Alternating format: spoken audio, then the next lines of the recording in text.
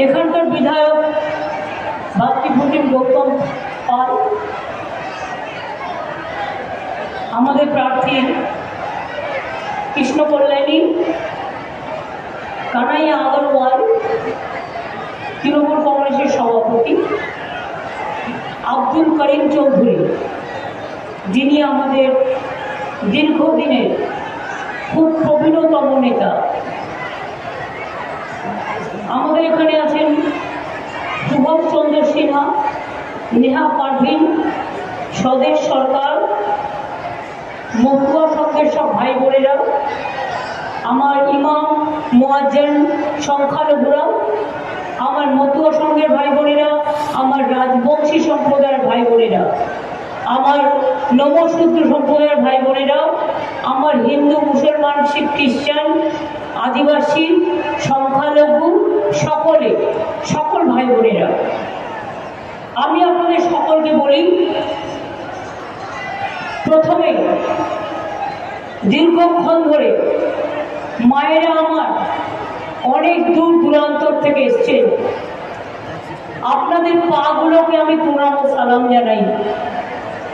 রান্না বান্না ছেড়ে দিয়ে, ঘরের কাজকর্ম ছেড়ে দিয়ে যে মা লক্ষ্মীরা, ঘরের আম্মারা, ঘরের মায়েরা, ঘরের বোনেরা আজ এখানে এসে আমাদের সবাইকে আলোকিত করেছেন, পুলকিত করেছেন, পুঞ্জীভূত করেছেন, সংযোগিত করেছেন, পল্লবিত করেছেন, সুশোভিত করেছেন, বিকশিত করেছেন, তাদের সকলকে আমার অনেক প্রণাম ও সালাম। আমি অভিনন্দন জানাচ্ছি প্রবীণ এবং নবীন সকল মা ভাই বোনেদের। প্রবীণদের জানাই সম্মান, আর ইয়াং জেনারেশন যারা আমার ছোট্ট ছোট্ট ভাই বোন, যারা আগামী দিনের ভবিষ্যৎ, যাদের লড়াইটা স্ট্রংলি করতে হবে, তাদের জন্য রইল আমার অনেক অনেক শুভ নন্দন। আমি আপনাদের সবাইকে জানাই শুভ ঈদ মুবারক, শুভ বাসন্তী পুজো, শুভ মতুয়া বন্ধুরা, শুভ হরিচাঁদ ঠাকুরের জন্মদিন কিছুদিন আগে গেছে, তার নামে আমরা বিশ্ববিদ্যালয় করে দিয়েছি, কলেজও করে দিয়েছি। আমি মতুয়া সংঘের সকলকে, মমতাওয়ালা ঠাকুর আজকে একটা দিনের জন্য কলকাতায় গেছেন, উনি কালকেও এখানে ছিলেন, আমি আপনাদের অনেক অভিনন্দন জানাচ্ছি। আমার রাজবংশী সম্প্রদায়ের সকলকে বলবো দণ্ডবত, আপনারা সকলে ভালো থাকুন, সুন্দর থাকুন। আমার অনেক বিড়ি শ্রমিকরা আছেন এখানে, যারা বিড়ি শ্রমিক, আমি তাদেরও বলি অনেক কষ্ট করে আপনারা কাজ করেন, কিন্তু আপনারা কি জানেন আপনাদের জন্য একটা সামাজিক সুরক্ষা প্রোগ্রাম আছে।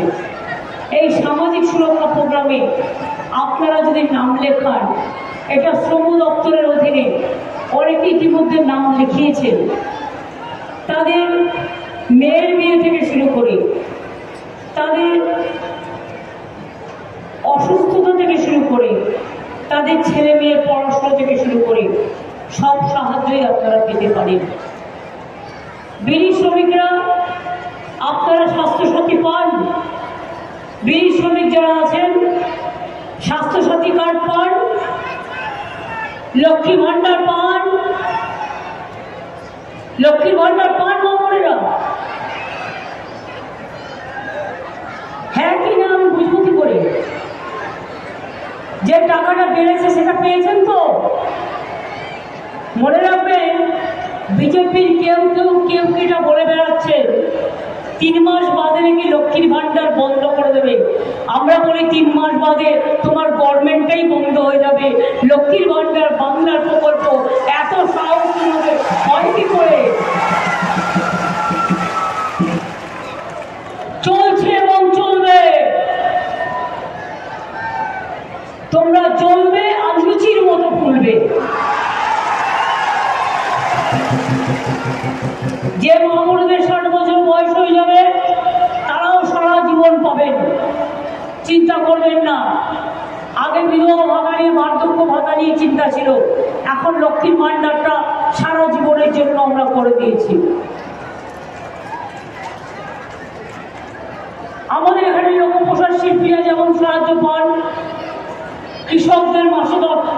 10,000 টাকা আমরা দিই। আমরা কৃষকদের শস্য বীমা সব পয়সা রাজ্য সরকার দেয়, বিনা পয়সায় রেশন পান। আমরা বলেছিলাম গৌতম জিতলে, আমাদের তৃণমূল কংগ্রেসের গভর্নমেন্ট আসলে 10 লাখ টাকা স্মার্ট কার্ড করবো স্টুডেন্টদের, করে দিয়েছি। লক্ষ্মী ভান্ডার করবো বলেছিলাম, করে দিয়েছি। 5 লাখ টাকা স্বাস্থ্যসাথী করবো বলেছিলাম, করে দিয়েছি। 10,000 টাকা কৃষক ভাতা করবো বলেছিলাম, করে দিয়েছি। এবার বিজেপিকে জিজ্ঞেস করুন, ইলেকশনটা তো রাজ্য সরকারের নয়, ইলেকশনটা তো দিল্লি বদলানোর।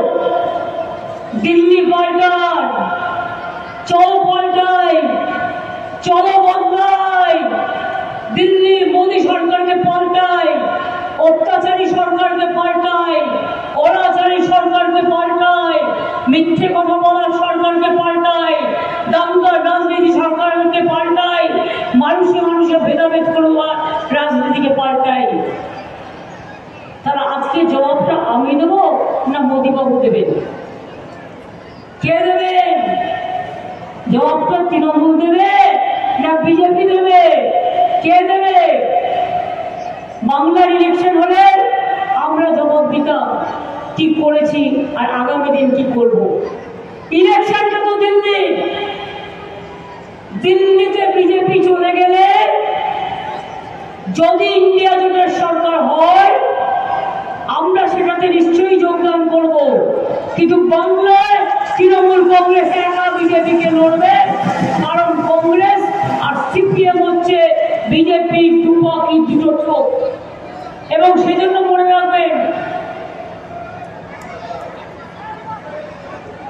তখন যে কথাগুলো আমরা দিয়েছি আমাদের সকলের ম্যানিফেস্টো একই কথা, তখন সেগুলো নিয়ে আমরা লড়াই করব এবং সেগুলো আদায় করে নিয়ে আসার চেষ্টা করব। কারণ আমাদের বাংলার একটা রোল থাকবে, সবচেয়ে বড় রোল। বাংলা ছাড়া কিছু হবে না, জেনে রাখবেন।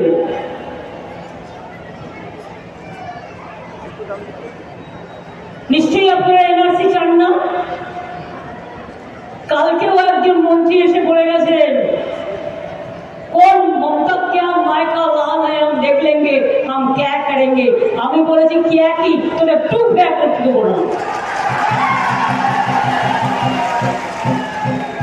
क्या তো আপনার উপরে, আপনি দরখাস্ত করলে তবে আপনাকে অনুপ্রবেশকারী বলে দেবে, নিয়মটাই তাই।